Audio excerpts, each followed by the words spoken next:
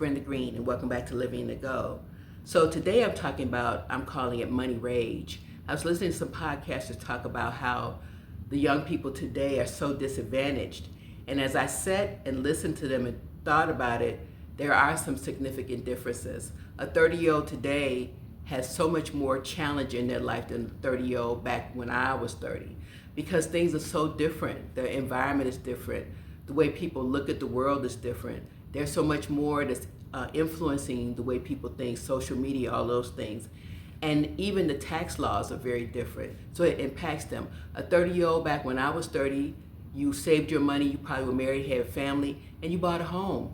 Well, that's almost without a possibility for the people today, young people, because it's out of their reach. They have high student loan debt, credit card debt, because back then, you didn't have necessarily the loans. You still had some programs where you can go to school for practically free.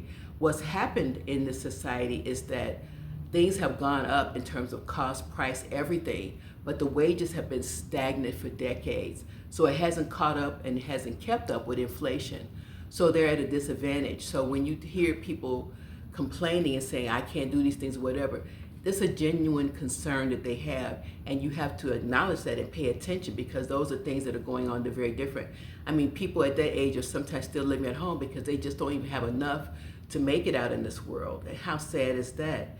So I have a little bit of empathy, and certainly want to come up with solutions to help them. I know one of the biggest things that could happen certainly is to have that minimum wage raised. It would help a lot of people in terms of their income. And so it would just change the dynamics overall. I figure if we can give aid to everybody else in the world, we can certainly do something to increase the minimum wage here.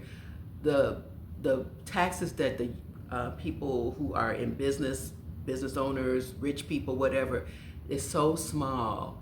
Back in the 70s, believe it or not, the interest rate or what rich people paid was like 92% in tax. I mean, how crazy is that? But they felt like it was more of their duty to be able to help the middle class. And then after Ronald Reagan was president, it went down to like in the 70% in terms of how they would tax their tax rate. Well, now it's at like, what, 28%?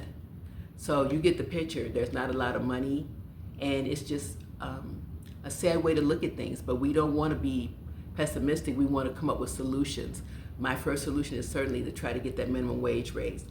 So if you're sending a note to your congressperson, your Senate, say, hey, what's happening with that minimum wage? Because we need that raised. A lot of states are raising it on their own. The federal government still has a low minimum wage. But if every state lifted it up, I promise you, people would be very grateful. People would be working, making more money. And you know what? When people make money, what do? They spend it.